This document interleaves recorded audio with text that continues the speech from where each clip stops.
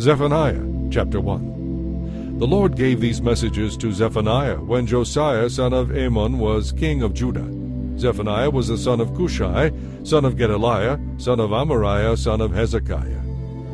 I will sweep away everything in all your land, says the Lord. I will sweep away both people and animals alike. Even the birds of the air and the fish in the sea will die. I will reduce the wicked to heaps of rubble along with the rest of humanity, says the Lord. I will crush Judah and Jerusalem with my fist and destroy every last trace of their Baal worship.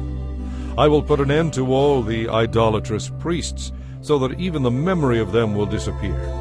They go up to their roofs and bow to the sun, moon, and stars. They claim to follow the Lord, but then they worship Molech too. So now I will destroy them, and I will destroy those who used to worship me, but now no longer do. They no longer ask for the Lord's guidance or seek my blessings. Stand in silence in the presence of the sovereign Lord, for the awesome day of the Lord's judgment has come. The Lord has prepared his people for a great slaughter and has chosen their executioners. On that day of judgment, says the Lord, I will punish the leaders and princes of Judah and all those following pagan customs. Yes, I will punish those who participate in pagan worship ceremonies, and those who steal and kill to fill their masters' homes with loot. On that day, says the Lord, a cry of alarm will come from the fish gate and echo throughout the newer Mishnah section of the city. And a great crashing sound will come from the surrounding hills. Wail in sorrow, all you who live in the market area, for all who buy and sell there will die. I will search with lanterns in Jerusalem's darkest corners to find and punish those who sit contented in their sins, indifferent to the Lord, thinking he will do nothing at all to them. They are the very ones whose property will be plundered by the enemy, whose homes will be ransacked. They will never have a chance to live in the new homes they have built. They will never drink wine from the vineyards they have planted. That terrible day of the Lord is near. Swiftly it comes, a day when strong men will cry bitterly. It is a day when the Lord's anger will be poured out. It is a day of terrible distress and anguish, a day of ruin and desolation, a day of darkness and gloom, of clouds, blackness, trumpet calls, and battle cries. Down go the walled cities and strongest battlements. Because you have sinned against the Lord, I will make you as helpless as a blind man searching for a path. Your blood will be poured out into the dust, and your bodies will lie there rotting on the ground. Your silver and gold will be of no use to you on that day of the Lord's anger, for the whole land will be devoured by the fire of his jealousy. He will make a terrifying end of all the people on earth. Chapter 2. Gather together and pray, you shameless nation.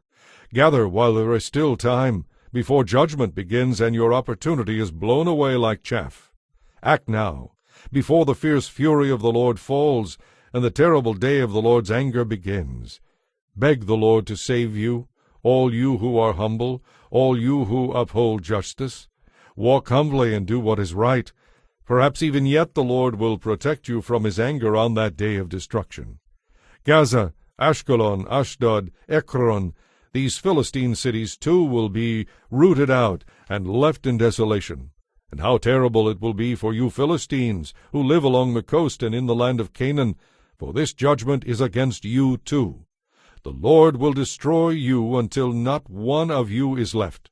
The coastal area will become a pasture, a place of shepherd camps and enclosures for sheep.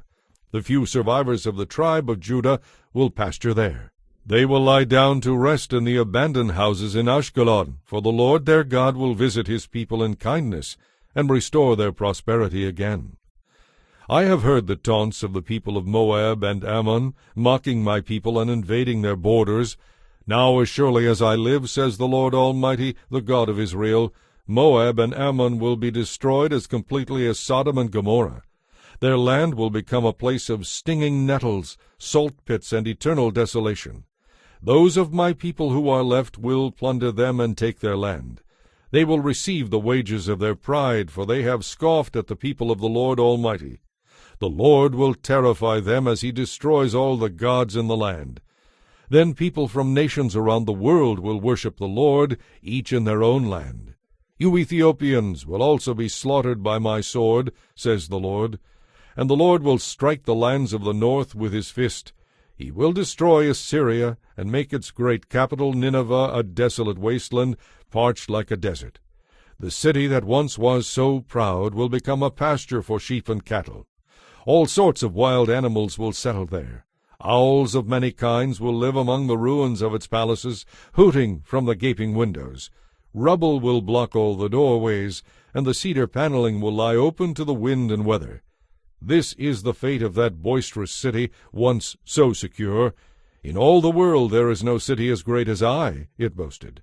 But now look how it has become an utter ruin, a place where animals live. Everyone passing that way will laugh in derision or shake a defiant fist. Chapter 3. How terrible it will be for rebellious, polluted Jerusalem, the city of violence and crime.